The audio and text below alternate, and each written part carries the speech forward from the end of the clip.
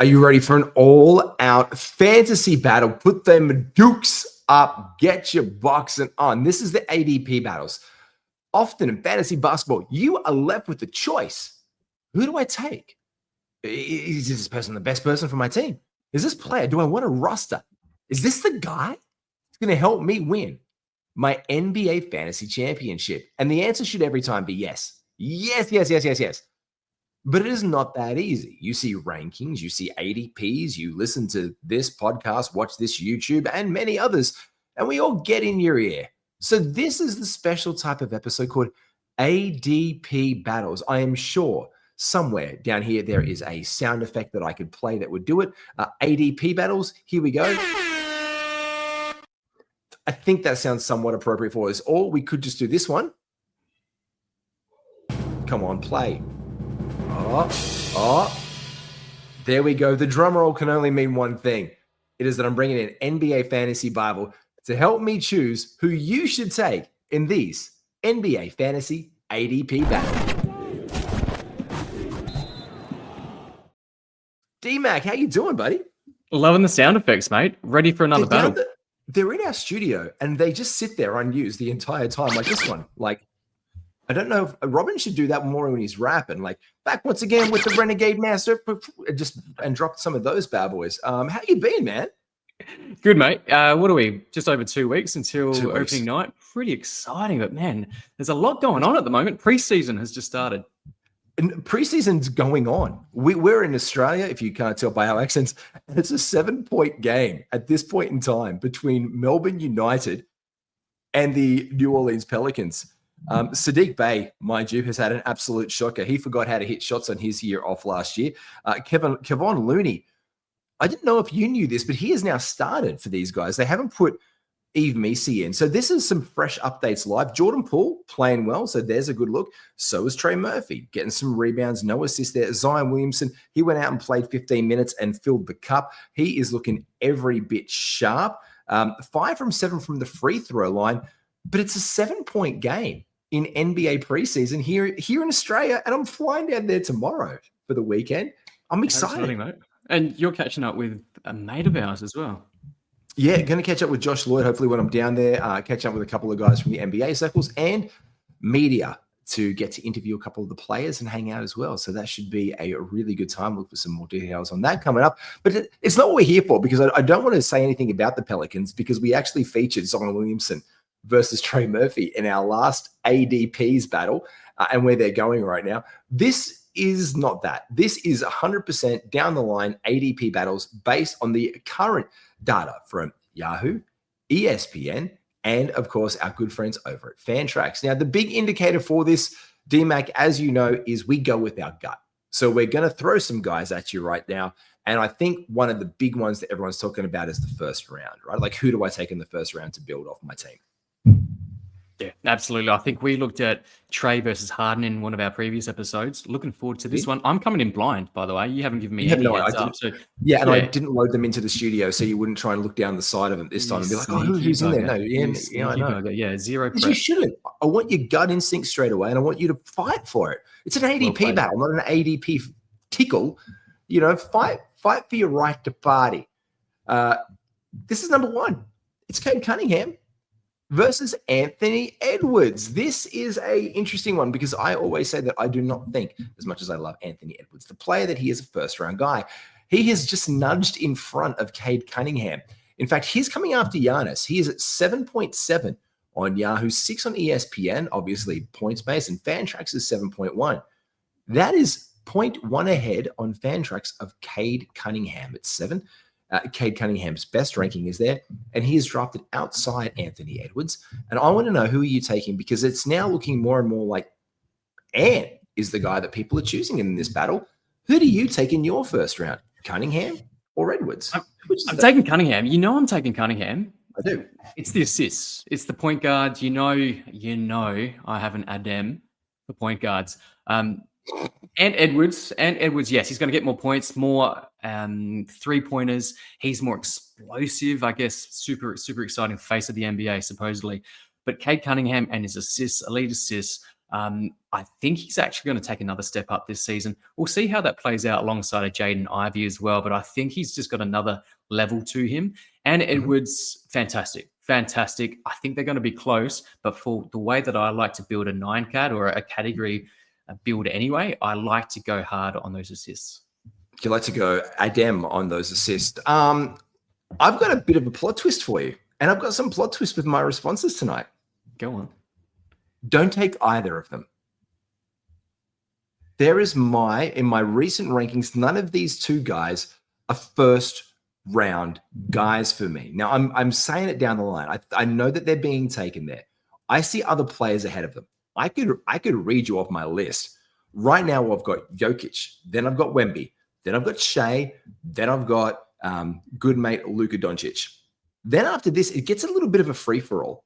Now, the reason why is guys who I rate high, like Kevin Durant, Don Mitchell, Harden, Trae Young, Tyrese Maxey in my first round, Steph Curry, they're all there. Devin Booker is there ahead of them in value-wise. These are all names that I'm throwing there. Now, I'm not going to give you an order outside my top 5. That's a separate deal. But for me, none of these guys ultimately, but they're getting taken in the first round because of what they did last season. And I'm not saying don't take them because they're fine picks. Because I think anything outside, the moral of the story, man, I think personally, anything outside the top 4 gets murky, especially in category leagues.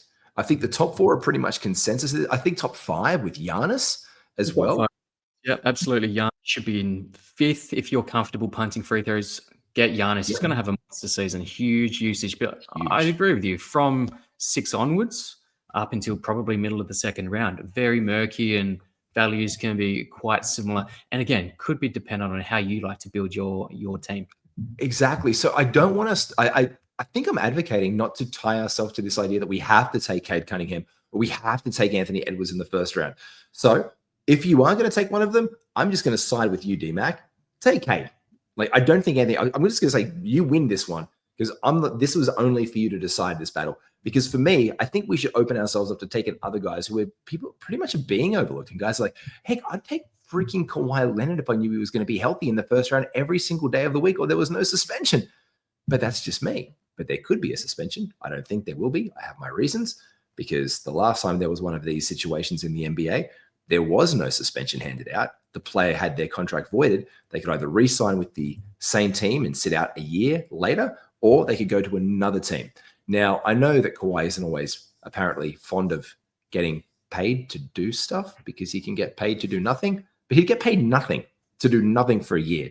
We've seen him do that too much, and I think that the media talk for that so bad. That's just me. But one of the names I mentioned was Steph Curry. So our next one is this. It is Steph Curry versus LeBron James. And for me, I have a very clear winner, and you know who my favorite player is for this. So you know who I'm going to say, but their ADPs are eerily similar, especially on Yahoo. 18.5 for Curry, 18.6 for LeBron James. Their overall blended average between Yahoo, ESPN, and Fantrax, DMAC, it's the exact same. It's 16.5, one of only a few players down to the decimal point that is the same. Who does your gut go with, Curry or LeBron? That surprises me that their ADP is pretty much the same. But for me, it's a clear winner for Steph. I think what you get from Steph, I just feel like it's more sustainable this season. I think there could be a little bit of a drop-off for LeBron. Not much, but enough for me to put Steph over the top of LeBron. Yeah, I'm Steph Curry. As I said, I actually think Steph Curry, and I've been a big advocate that even if you are at 12 and Steph Curry's sitting there, like, why not? Like, you can take him at 12 or 13. Get one of those awesome point guard package. I call it the point guard package at this point in time. I think there's just enough point guards in a point guard short year sitting around at the back end of the first round that you can really make a really nice pairing straight away. You can get yourself a Mitchell and a Maxey. You can get yourself a Booker and a Curry. You can get two of these guys who all are really worthy choices at the end of the first. I'm taking Steph Curry all the time. I'm really surprised, though, that LeBron has come up in ADP slightly. And I'm especially concerned. I'm concerned after his things like, yeah, we'll see it. It almost feels like he is going to take days off because of Luka there this year. It feels like he'll miss some time, which is interesting. It is interesting. Not overly surprising. I think Steph's going to play hard. And the fact that they've got all these old guys now, Al Horford has signed with the Warriors as well. Jimmy Butler, of course, there. I've actually got a feeling that he's going to take advantage of that when Jimmy has nights off, and it's going to happen. Al Horford will have every second. He'll take the back-to-back, one of those two nights off. He's going to have to step up somewhat as well. So I can see him having even increased usage when guys like Jimmy are sidelined. I just feel like also when I like to build a team, again, personal preference, the fact that we can get guys later on with some fantastic value, but also tend to hurt your free throws, getting a guy like Steph early just gives you that buffer, gives you the ability to go really hard on the guys like Sarr, Thompson, Donovan Clingan, these guys that are typically pretty bad on your free throws if you want to be competitive in that category.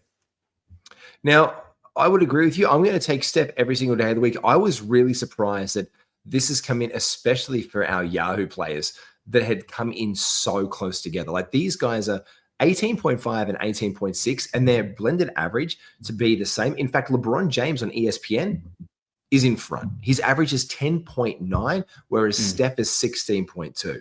So this is that nudge there to that points kind of, I guess you could say, the points system for points points fantasy players on ESPN. But that was a really interesting one to note. We also know that Yahoo's heading in that direction as well. I know Yahoo released a new format just yesterday as well. So it's leaning towards more points-heavy focus as well. So that could then create for you guys that play category leagues, create a little bit more of I guess, some value there as well. So guys that would be being taken a little bit earlier in points could be dropping back in categories. So take advantage where you can. Now, you know where I stand on this island, but I'm really interested to get your take. We've mentioned both of these guys already in this podcast. We're going to skip forward a little bit because you mentioned Steph's teammate, Jimmy Butler, and I mentioned Kawhi Leonard. Now, you know how I feel about Kawhi. This my choice might be common knowledge on this one. Who do you take, Jimmy Butler or Kawhi Leonard? Because their ADPs right now is incredibly interesting. In fact, Jimmy Butler, I think, is a bargain basement player. He's a bargain basement. His average is 54.2. Kawhi's is 52. So 2 spots ahead, Kawhi is going. And people are going like, oh, who's like Kawhi? Oh, Jimmy Butler. Let me go and get Jimmy. Funnily enough, in between them is Joel Embiid. Interesting. Butler is behind in every format apart from ESPN. Butler is at 6, which is probably the negotiator here. In ESPN, Kawhi is 65.4, Jimmy Butler 56.7. In Yahoo, Butler is 51, Kawhi is 44.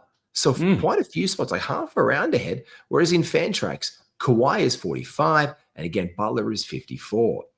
Who do you take in this debate? Yeah, look, I'm leaning towards Kawhi. It's no big surprise. I think we're both big Kawhi fans. He just has that upside for me, and we've seen him in the past. You mentioned it at the top of the show, potential first-round upside. I don't know if he's there anymore. He's not that guy anymore, but he's not too far off. Jimmy has been there and thereabouts in the past as well, but I think Kawhi has a better shot at getting to those heights. I'm taking Butler. Oh, take us through why, mate.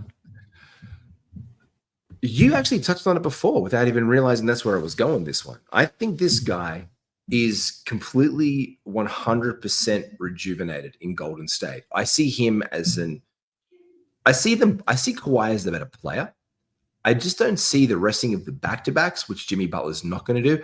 Availability is something that I like. I like being able to put my guy on the floor. If he's playing 5 games that week and there's 2 back-to-backs in that set, I'm getting 5 games. I'm not getting 3, which is what I'm getting out of Kawhi at the end of the day. Yeah. And although like Butler can rest, I don't think he will always rest. I think he will play through the season.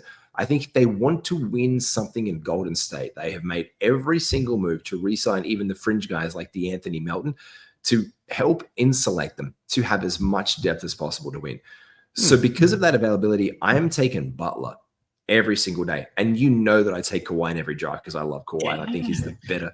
And I think but I'm going to take Butler because I think it's the best in standard. Surprising, mate. Yeah, you've shocked me. Yeah, it takes a fair bit to shock me, but that shocks me, particularly as Kawhi has supposedly had one of his first injury-free preseasons in a long time, and off-season as well. So I know he's had all these off-field issues, scandals, if you may. I don't think that's going to impact him. I feel like he's just the type of guy that's going to take it in his stride. If he plays 60 games, fine. But I'd rather take the extra 10 games of Butler that I can get. Like Butler is, he's elite. I think he scores a little bit less. I think Kawhi scores more. Like that extra points at the party is always the sexy red dress. Like Kawhi can step out there and score 25 a night. Jimmy Butler doesn't have to do that. But what I love that Jimmy can get me is a couple blocks, a couple steals. Now Kawhi can get these things too. But I love the extra playmaking that Butler seems to have unlocked with Steph and Draymond and now Al Horford in the mix at Golden State.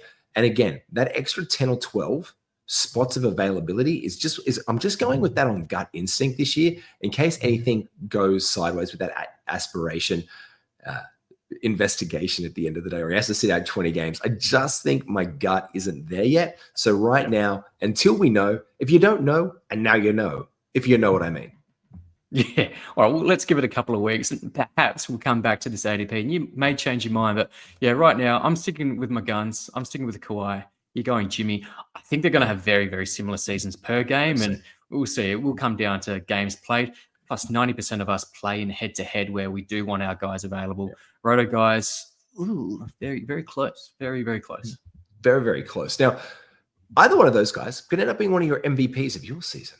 But if you want to be the true MVP of your fantasy basketball season, and if you want to win a $100 Amazon gift card, NBA rookie cards like Tyrese Halliburton, Anthony Edwards, who has been mentioned on this show, Evan Mobley, Tyrese Maxey, LaMelo Ball, he's coming up next. Spoiler alert, and Cade Cunningham and a PSA greater card. All you need to do is join this channel, become a VIP member, jump into everything you can. You get access to the experts. You get private VIP DMs. I can open up Discord right now. Shout out to Discord. I will open it up live on this broadcast because you see that it pops off all the time. It is stupid. I love it. There's 44 notifications since I put the damn thing up last. Private MVP. Here we go. Shout out to Bojit. Bojit, Ware or Jovic? Who's going to start, everyone? I'm going to say Ware. But I just typed it as WATE. So shout out. That's the private thing. I'm saying Ware right now because he looks to be the guy who is starting. And that's the kind of stuff. That is the private Discord channel for the private MVPs. We reply to your messages. You can do that live and get all the instant access right here. Love it, mate. Love it. You mentioned LaMelo. Are we going there now? We are. Because I really want to pull at your heartstrings in this episode. LaMelo Ball, because I know you loved your injured. Yeah, I know it's unfair. Oh, wait. This is it. That's it. Not even the worst one I'm going to do to you tonight. I know you love your injured point guards. Say hello to LaMelo Ball, the poster child for being an injured point guard in the NBA. Yeah. But I also know that you love sexy upside. And Amen Thompson is sitting right there. Now, you know my thoughts on Amen Thompson. I think he's going to be great. I just want to see it unfold, especially with all the new pieces in Houston, because I do like a little bit of stability. I like my house is built on a cement platform. Why are you so high on Amen Thompson this season? The fact that Freddie VanVleet's not there is just going to ramp him up. I think, yes, he's not your traditional point guard. He still needs to work on that outside jumper. Yes, we all know this, and defenses will sag off him, but the ability to then run in transition and just get those easy buckets. He's a defensive menace. The fact that he's just so explosive. I don't know if we've seen an athlete like him probably since his brother. I don't know if we're going to talk about Sarr tonight, but we're not talking about Sarr tonight. We can only handle one Thompson a night. Maybe next week we'll do the Thompson twins. Like, which Thompson twin you want? Spoiler alert, you'll take Amen every day. I know you will. Every single day. I'm going to take Amen over LaMelo as well because, yes, I do like my injured point guards. Shout out to Darius Garland and Tyler Hero. But also... calm your darn farm. Shout out to Tyrese Halliburton, Darius Garland, DeJounte Murray, Tyler Hero, Kyrie. Like, wait, do you want me to just keep on going? Let me guess, the next one's going to be Kyrie and DeJounte. Is that where you're going to go next? That's probably where you're going to go next. But we'll stick with these guys. LaMelo, I just can't trust it. He had one season where he played, what was it, 60 or 70 plus games. He hasn't done that consistently in his 6-year career. I'm still to see. The proof is in the pudding, and he just needs to stay out there. Per game, yep, fantastic. It's exciting. He's great to watch. But I want my guys, particularly if I'm picking him in the first couple of rounds, I want them to stay on court. And I just don't have that trust in him at the moment. Where this is one of our, I guess, like a bang, bang, bang. Is there a sound effect that I can use that's more like a main event one? Like this one. Main event, like, oh, there's a main event. Oh no, this is the main event one. Oh, that's power up. It doesn't sound very powerful, but we can use it at some point in future. I'll find a reason for it, because that is one of the ones. Now, this is the very funny conversation. LaMelo Ball has fallen so far from grace that when we heard information last year that he was wearing ankle braces, kid you not, ankle braces in fantasy basketball, people were like, maybe I should take them again at the end of the first round and roll that dice again. Yeah. Did we not see that at the end of the first round, early second round? People were taking LaMelo off the board, and he started so far down on draft boards. But wait a second, he's looked really good in the preseason wearing ankle braces. He's going to be a first rounder. Now, he does 100% have first round, second round upside, but there is something special about the athleticism, the power of Amen Thompson's game that could truly be unlocked this year. So, yeah, I'm with you on board for this one. But there's also another very curious battle that I've got for you. Bing, bing. You know what? I'm going to get a bing, bing sound effect. By the way, I didn't instill, for anyone listening and watching, these sound effects are all just like this is, who would put in feeding the ducks? This is, listen, this is, that's called feeding the ducks. I expected to hear quack, quack, quack at that point in time. So this is all very, very new, but I might get a little bit of a bing, bing, bing, like a bell sound for the next one. Actually, we're going to have to get a bell sound. This is a huge one because I know I love messing with your heartstrings. Yeah. Who's an often injured point guard? And who are you all in on this season? Topps just released their pre-orders in America for the trading cards for the 25-26 season. You're nodding. You've seen things about the hobby packs being released today, and Cooper Flagg is the poster child.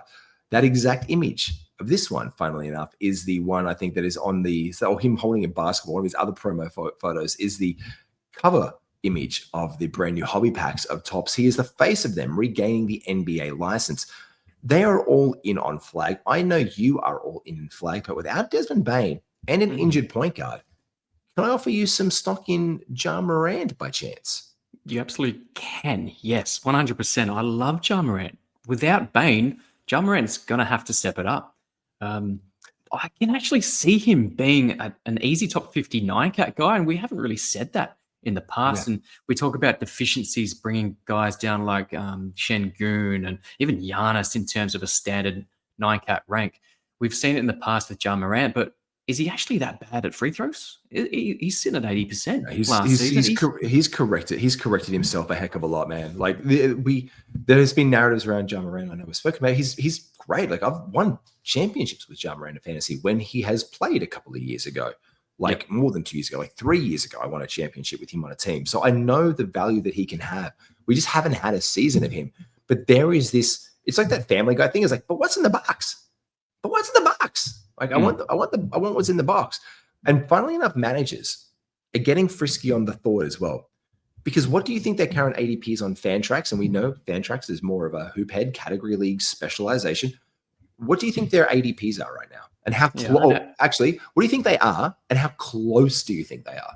I don't have it in front of me, so it is a complete guess. I'm going to say roughly 50. Yeah, 50 probably for Flagg, and I think it should be higher. And Ja is probably not far off, to be honest. They have both come in the past week since we had our last look, because now Cooper Flagg has come in at 39.8. He has come down from the mid to late 40s. Ja Morant has done the exact same thing. He's at 39.7. There is 0.1. You're basically choosing between these two guys on Fantrax, Ja Morant and Cooper Flagg. Here's the thing with Flagg as well. To a lesser extent, Ja, but in the preseason, we're going to see a lot of Flagg, and we're going to get a lot of people just getting very, very excited. I was going to use a different term, but getting very, very excited for Cooper Flagg. That's, getting the Adem. Yeah, they're going to just be running and just grabbing him in the second. I don't support grabbing him in the second, but I could see that ADP just sitting in probably early third. It would not surprise me whatsoever. A case of the Wembies from a couple of years ago. Give me Wemby. I want to drop Wemby. And I think that's going to be the hype machine that comes out, especially when the preseason rolls around. Look, I'm going to take Ja Morant in this one. It did turn out okay for Wemby a couple of seasons ago in his rookie season. Still turning out pretty great for Wemby. Absolutely. I'm taking Ja, though. Who are you taking? I'm going to take Ja as well. And again, because I thought you were going to take Flagg. I tried to throw one at you. I love Flagg, but again, I have a real fetish for assists. And I'm just trying to get assists where I can. So give me Ja, and you talk about we know how good he can be. Yes, we do know how good he can be. We don't know how good Flagg can be. He's a top 5 dynasty prospect. Absolutely. There's no denying that, but we just don't know how he's going to perform with the bigger bodies. And look, I think he's going to be fantastic, but I'm taking the known commodity in Ja Morant. I want to mix it up a little bit right now and get to before I want to get it down a little bit. We are going to move through a couple of these ones really, really quickly just to get to it. This one has been one interesting and one who featured on our last show, DeAndre Ayton. He's talking all the right talk in LA. I think he looks good. Again, I've been high on him, especially if you're punting those those blocks a little, not punting blocks, but just not chasing them very, very hard, or you just want someone to insulate you a little bit there. He's probably not your center option that's going to get you a lot of blocks. I don't think synonymously DeAndre Ayton, lots of blocks per game. Do you? No, not at all. You don't think of blocks when you think of DeAndre Ayton, but you think of steady efficiency, nice field goal percentage, decent free throws, elite rebounds. I think he's going to be a consistent performer, and that's why I'm leaning towards DeAndre Ayton. See, this is interesting because their ADPs have gotten a little bit close in the past couple of weeks. In fact, DeAndre Ayton on Yahoo is 69. Hello. Not saying a word. Fantrax at 72.7. Alex Sarr, Yahoo is 74. Fantrax 77.9. It's 4 points between them. Interestingly enough, though, there is no difference between them on ESPN with DeAndre Ayton going at 100, and getting the nudge in front is actually Alex Sarr because of those blocks into 99.3. In an industry mock draft, I have actually just taken Alex Sarr early in. Are we in that one together, mind you? It's the points industry mock draft. Oh, by the way, I'm not in that one. No, I'm not in that one. No. Just had an alert. Your chub for bub just went in lo-fi bowl in the 13th round, mind you. 13? In this, 13. I was forced to, in a points league format, because I am so high on Alex Sarr, in the 5th round, 7th pick, I took Alex Sarr, and I was very, very comfortable in that points format. He was my 5th player taken in that draft, and I'm very comfortable with him. In fact, I am leaning with him, even with the bad field goal percentage. I'm actually going to take Sarr on this one. Okay. Because it's blocks upside. I get it. Yeah. I think there's some blocks upside, and I think there's some future goodness to unlock in him. And I think this is an interesting one. This is 2 guys who are going around a very similar place, and there's a very clear winner. And the reason is this one is because I want us to say the same thing here. I do not want us to disagree. I really actually hope, because I haven't told you who the hell we're doing for these things, that we don't disagree. Yeah. Because I might be upset if we do. Because these guys, there's an egregious error being done in fantasy basketball right now. There's, and I know my friend Dan Besbris is really high on this guy as well. I'm high on this guy as well. And one of these guys is getting an injustice. And you and I are here to correct the wrongs of the fantasy world, D-Mac, because Keegan Murray is versing Benedict Mathurin so far in an ADP battle. And in fact, on the boards, who do you think is winning that currently? Who is winning that ADP battle, do you think? Probably Mathurin. Probably. And I don't agree with that, but probably Mathurin. Neither do I. In fact, this is why we're talking about it. Because on Yahoo, Mathurin is 91.4 and Keegan Murray is 106 around and a bit later on Yahoo. On ESPN, Mathurin is 120. Keegan Murray is 116. And even, this is how close it is on Fantrax between people actually having a decision to make between these 2 guys. Mathurin is 109.8. Keegan Murray is 108.7. Their blended average actually puts Mathurin ahead by 3.1 points. And the clear winner here for me is Keegan Murray. My answer is, why do you also think Keegan wins? And why do you think there is hype with Mathurin and why he's going advanced in drafts? I think it's clear Mathurin's just going to get a whole heap of usage. No Halliburton. He's going to have to take the reins in terms of extra usage points. He's going to put up a ton of shots, and that could actually hurt his efficiency. He's never been a highly efficient guy. I understand the hype around Mathurin. Most improved player in the real world, most improved player candidate. I get it, alongside of Nembhard as well. Again, somewhat of an unknown commodity with that Indiana Pacers. The new look to them, new center as well. New center. No Miles Turner. It could be Ajax. It could be Huff. So a lot of unknowns there. Keegan Murray is sort of being forgotten about just because there's all those guys already on the team. And he's potentially that fifth option. Let's be honest. Mate, fourth or fifth, you got Schroeder there, probably going to start at the point guard. Levine, DeMar DeRozan, Sabonis. He's just been forgotten about, and we just forget that he was actually pretty good last season. Under the radar, pretty good. Yeah, no, look, I agree with you. And I think Keegan Murray, especially in the last 3 months of last season, he had a particular bump. And I think that really helped him out. And everyone was like, what do you mean he had a bump? Well, actually, he performed really, really well down the course of the season. In fact, the introduction of guys like Zach LaVine and DeMar DeRozan, he needed to do some more. He needed to do some more lifting for his team instead of just coast along. And he did that. He improved. He had a shocking start of the season. I actually saw Keegan Murray dropped in a couple of leagues. That was actually what was going on. He actually finished as the 46th best player, according to Basketball Monster, in the last 3 months of last season. He averaged 13 points a game, 2.6 threes, 5.7 rebounds, a steal, and a block a game on pretty reasonable percentages. And I don't see that changing anytime soon. Whereas Mathurin, we love to chase upside, but we're also trying to chase upside here in Indiana on Isaiah Jackson, on Jay Half, on Andrew Nembhard, on Aaron Naismith. How many guys with upside? TJ McConnell is going to come back out of the grave and do everything. How many guys can we chase upside in one team? And we can't do that many, because basically now you've got 5 guys with upside and they're all going to be the fantasy superstars. And it doesn't really work that way in real life, I guess. Yeah. Look, I get it. In a points league, yeah, I'm probably going to lean Mathurin. But in a category league, I just love Keegan Murray's game in that sense. Mathurin's probably going to be the usage monster on that team. Maybe not monster, but he will lead usage on the Pacers team, whereas Keegan Murray's probably going to be 4th. Just there. Maybe even lower 5th. Turnovers. Yeah, lower turnovers, does his thing. Get some rebounds here and get your points, get your threes and get on with it. This is one because I'm going to absolutely tug. Hey, guess who's here? It's CJ McCollum. Oh, my boy. Your boy CJ McCollum versus Devin Vassell. We've got the young buck versus the old guard. This is a bit of a special. Right now, McCollum's winning. 99 on Yahoo. Yep, 99 on Yahoo. 99 pretty much on 98.9 for Vassell on Yahoo. He is 91 on ESPN. Vassell is 108. And in fact, Column, CJ, our boy, 103 on Fantrax and 104.8. Which one of these two guys do you take? Yeah, look, I've been on the McCollum hype train just because I think early on he's going to be that veteran presence on the team. I think he's going to play a fair bit.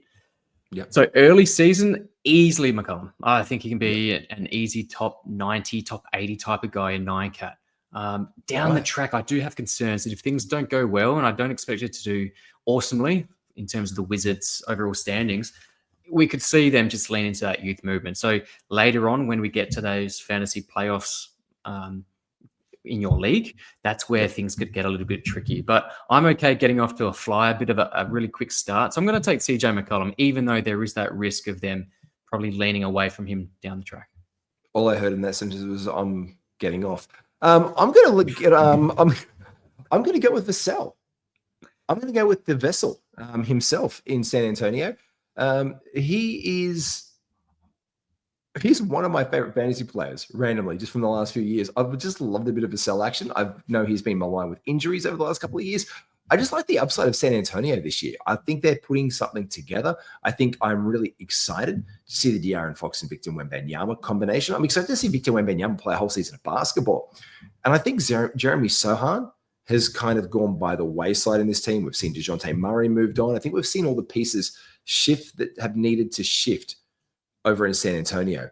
I see Wemby there. I see Fox there. I see Vassell. I see then who else? Like, Harrison Barnes. Like, I think this guy really is like the third banana in this team. And I think that's really important. And I think he's going to do really, really well in this team. I think he really needs to do well in this team. And I actually see Vassell coming back as a top 100 player on the year this year. This is my stake. Let me stick my stake in the ground. Devin Vassell, top 100 player this year. I feel that. I've got him ranked as 91 right now, and I feel that he could be higher. I actually had him as high as, I think, 80th, and then I moved him down. I was unsure. Like, no, maybe I'm too high. But I think that he wins out for me.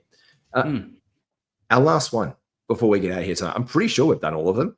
Like, check. We'll go through them at the end and give our winners. This is a fun one. It's the Battle of the Bridges. Who do you take first? There we go. I got the Battle of the Bridges.